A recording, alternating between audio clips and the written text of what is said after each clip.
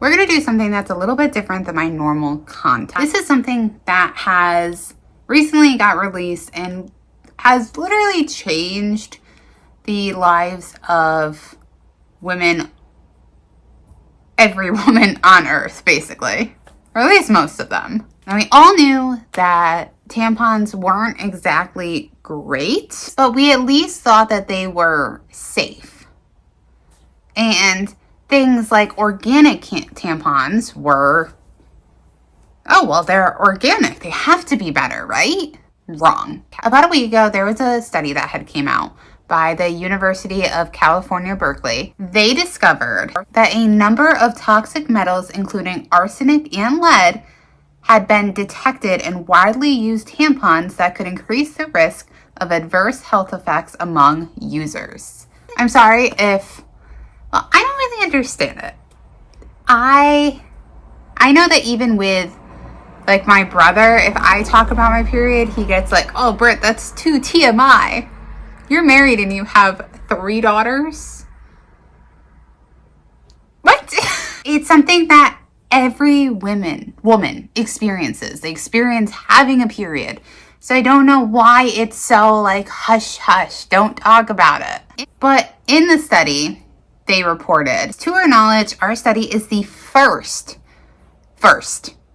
I've been using tampons for decades. Maybe not decades, but at least a decade.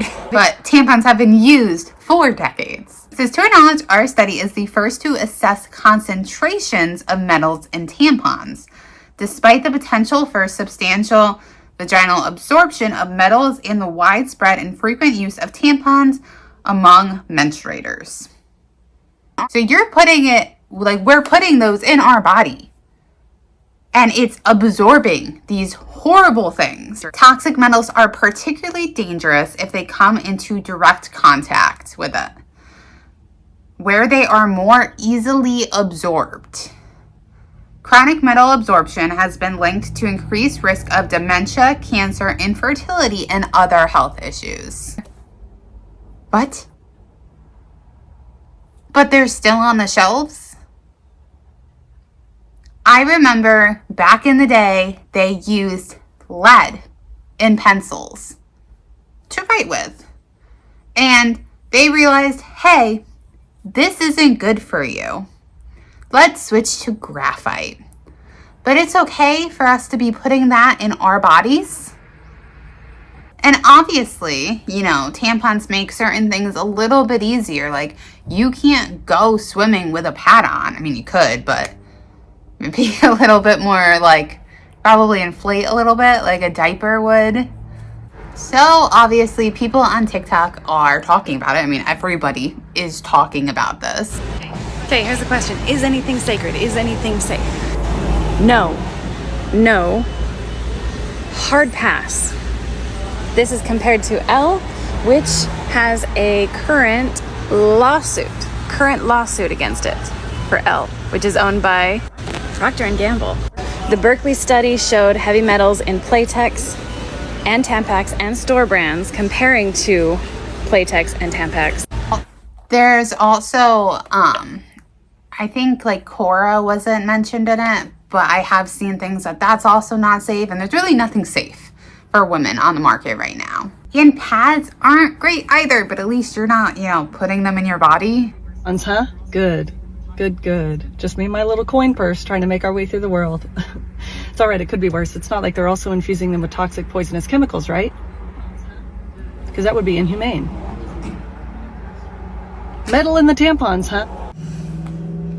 Yeah. How is that okay? It's just so mind-boggling. Ugh. Environmental international. Tell me why nothing in this world is sacred anymore. Tampons? Tampons are out. Diapers are back in. I don't know what to say. Making products that are actually safe for women, that is called witchcraft. It's crazy. And then I found out recently, which I don't know why I didn't know about this before, but in 2016, there was a study. And this was to create birth control for men. Because why should it only be on the woman? I had this conversation with Jeff yesterday because I was just like, I just found out about this right before I talked to you, and this is crazy to me. I've said before that I don't understand, like, it shouldn't just be up to the woman to take birth control. There should be options, more options than just vasectomies for both parties. Let's get real. Birth control is not good for you. When you are having your period on birth control, that's not your period. But in 2016, there were 2 committees that were paying close attention to the study, and they realized that a lot of guys were dropping out because they were experiencing side effects. The most common side effect was acne, and sometimes that acne was pretty severe. Some men also developed mood swings. And in some cases, those mood swings are pretty bad.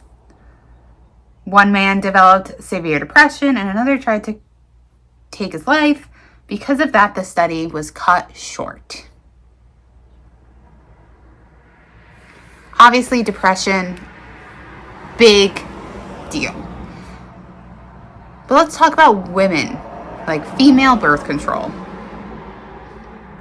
It can increase depression and attempts.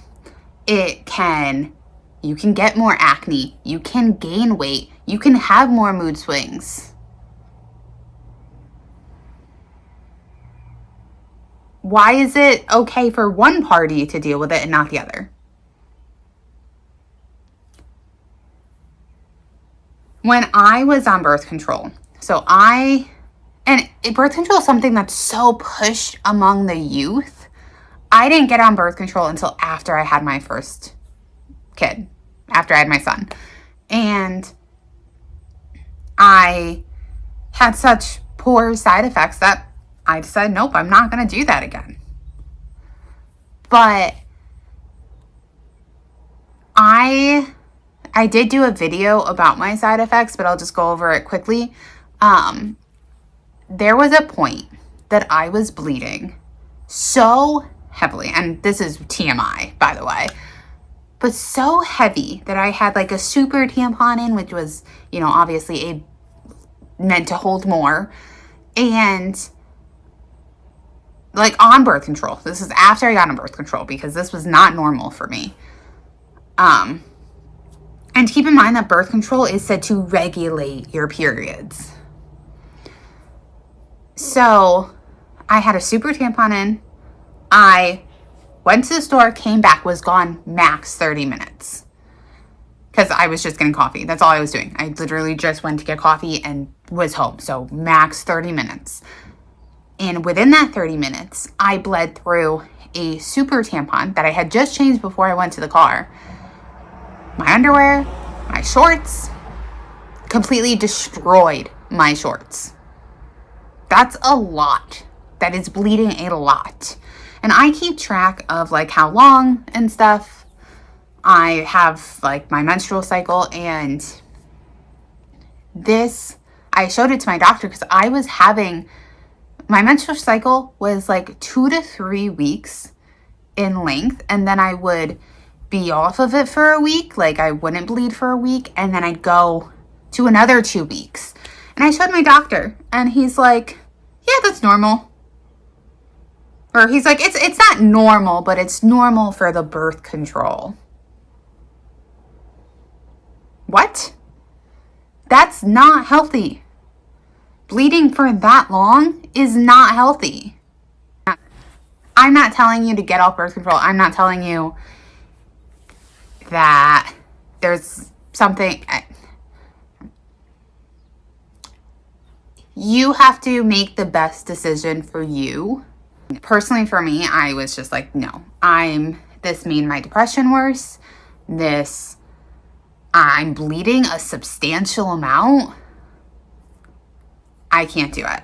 There's a lot of females that don't even develop acne, really, until they get on birth control.